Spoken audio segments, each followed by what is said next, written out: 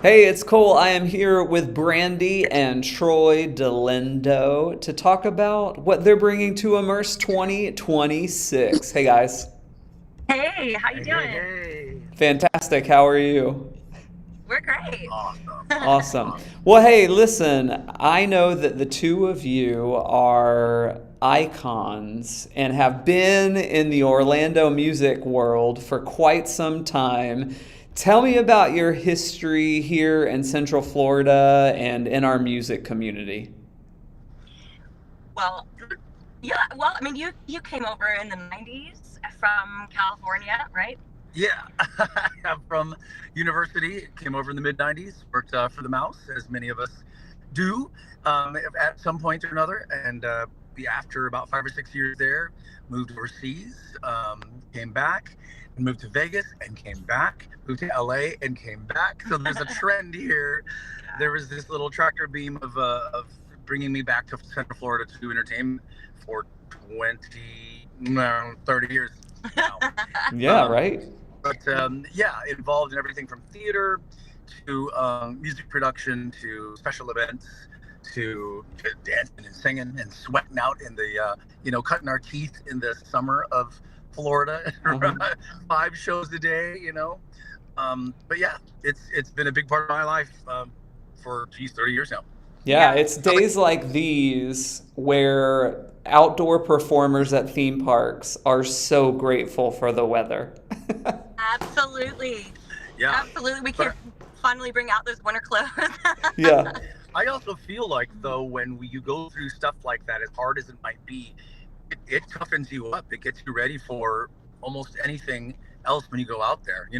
And people that come here or they complain outside of doing that in the Florida environment, you're like, you have no idea what it's Yeah. like to It was- do 6 shows in 100-degree heat in a 20-pound costume. That they have no idea. So yeah. yeah, man. Brandy, how about you? What has your music life been like here in Central Florida? Well, kind of the same thing. I went to UCF for musical theater back in the year 2000, and then moved over to Japan where I met him back in 2001. Came back to Florida, did more outside shows, and then I moved over to Europe and was a performer and producer over there for 17 years, and came back to Orlando when COVID hit, and that's when we got together, and we wanted to. We just saw kind of how Central Florida was changing from how we experienced it decades ago, and we wanted to kind of bring in something new, maybe with some international eyes and sort of international influences, to kind of bring in some other opportunities for performers here in town, and for ourselves, and just to have that feeling of creating something special and new for the Orlando scene. Yeah. Awesome. And so at Immerse, we'll get to experience Femme7, which I think you launched last year, right? Yeah, we did. We launched it last year, and it's gone through as everything does when you're beginning. You start, and then it evolves. And we're so happy and excited to be performing at Immerse, because we have a group of really fantastic women that are ready to just show the world that you don't have to be boxed in a certain casting sense to be a star and to be on stage and be fierce. And we certainly have absolutely world-class talent at our disposal here in Central Florida, don't we? Absolutely, absolutely. Some of the It's most crazy. amazing singers, dancers, actors, musicians, production people, costume. It's It's incredible. incredible how much Orlando has to offer, and some of the girls in our show, you know, when we're working with the parks and stuff like that, which we're all really grateful for, and it helps pay our bills and things. But sometimes it's easy to get stuck in a casting,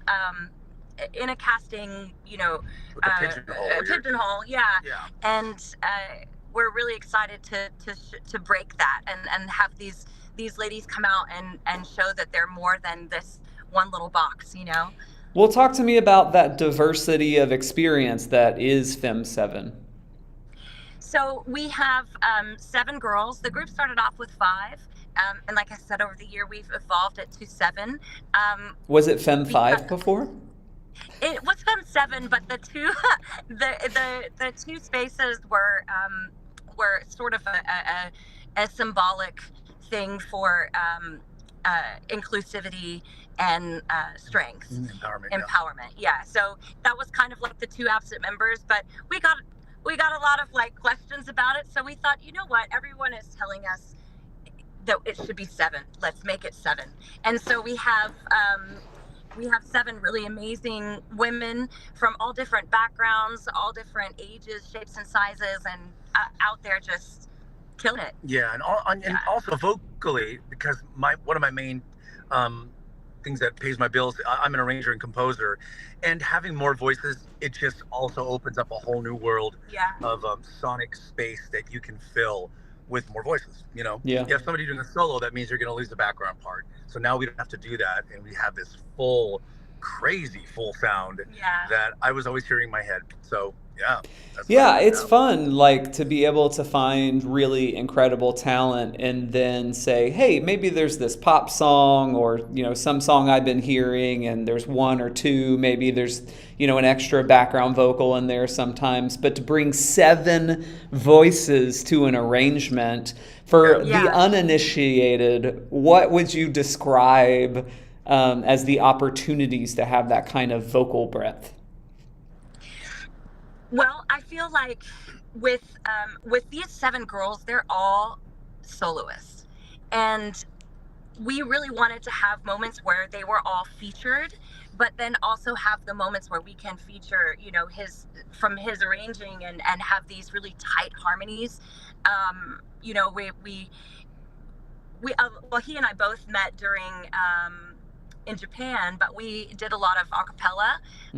And so like a lot of these girls also have had that experience and know how to blend, but we wanted to kind of have that moment where they're all being recognized as a soloist, but we can also be together in harmony, it's a quite surreal experience to have somebody have this coloratura kind of range doing these whistle tone things, and then somebody that in the next song is rapping so hard. And you're like, what's happening right now? It's amazing. And they impress, like, we all come home from those rehearsals just impressed with each other, like, gosh, I can't believe that we're standing next to someone that can do that. And that goes for all 7 of these ladies, and that's just such a cool experience. One of my favorite parts of live music is being on stage with other people and creating something that I could never make by myself. Talk to me about the special relationships that you've been able to develop as you've assembled this group. So it's amazing because not everyone we knew. In fact, more than not, the members of the group we met during the auditions. And we've kind of like grown into this really amazingly tight family, like a sisterhood, and that was really special. That's something that all of us really needed. We needed to find women in town where we could really stand behind and encourage and cheer on, and that's really happened with this group. There was again, like she said, more than half of the girls, there was no preconceived idea of what this personality was going to be. No reputations that came along with them. It was like really new people, new blood, and that was so refreshing to just kind of almost have a clean slate of emotions and no egos, and everybody that was on the edges of their seat wanting to learn and be part of this project. And like, for example, Maddie, she's our rapper, and she has also taken on the role of choreographer, and what she's been able to do with the music that he and I created a couple years ago, she's been able to hear and pull out these wonderful moments in the song to really,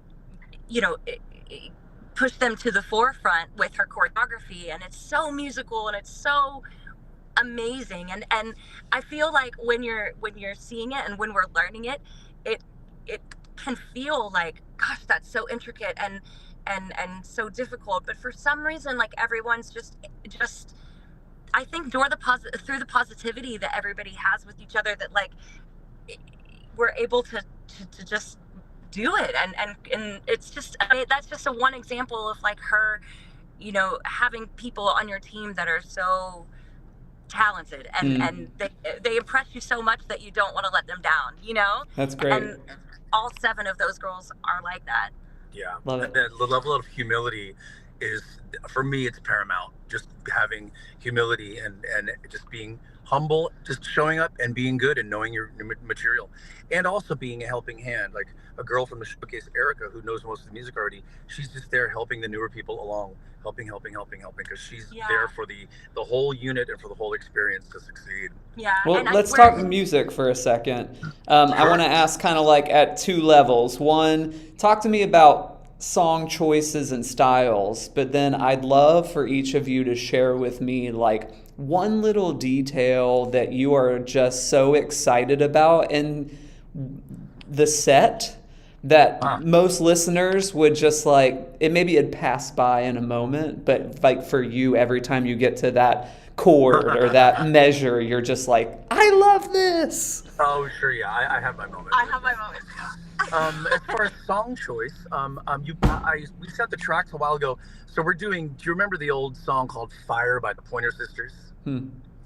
So we have a mashup of Fire with Bang Bang, the Nicki Minaj, Jessie J, you know, the Ariana Grande tune.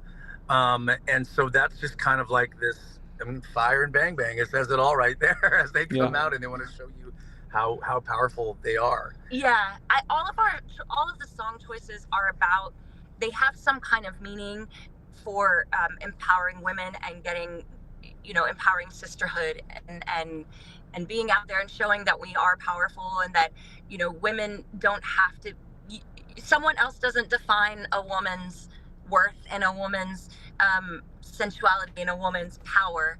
Yep. You know, that's kind of where we're going with all of the song choices, and that is maybe comes across in a different way in each song, but it all is based from that idea. Cool. Yeah. All right, talk to me about those geeky things. Oh, yes. Good. Okay, so I had this crazy idea when we were first starting the group to... It better not be the same thing I'm thinking. I bet it is. I wanted to do You Don't Own Me, because everybody and their mom has released a cover of You Don't Own Me, but it's been very much like the original, which almost comes across of like a plead, like, please don't do this to me. And I wanted to flip it on its head and make it, no, you don't own me. I'm strong, and kind of flip it up. And then I had this crazy idea one day, just like driving, I don't know where we were driving, somewhere. And I was like, Freedom came on from George Michael. And I was like, that's what we need. We need to have that fusion of those 2 songs. Now, of course, my You mind. Don't Own Me is in 3/4 time, and Freedom is not. So we had to figure out how to make Freedom a waltz. And every time that moment comes in, it's like, it's so powerful and so strong. That's the one moment where all the girls sing together as well in unison, and it's like, it's just so powerful. But yeah, it's that geeky, like, now we're gonna do George Michael as a waltz, and I don't, most people would recognize that unless you point it out. But yeah, that's awesome. That's my moment. Yeah, maybe there's 2 moments. There's a section in Freedom where I wrote this very, very high ostinato, this like big violin line, and I just heard it, just came to me, and I thought how fun it would be to have a girl try to do it, and it's a certain sound that you kind of want to hear, and it never really landed until we had this new girl that joined as our voice 1, and she sings it so effortlessly. It's just like this floating angelic thing. So that's one point. The other point is the very end of Chandelier, because Chandelier talks about our humanity and how fragile we can be, but again, standing together, we can make this amazing thing.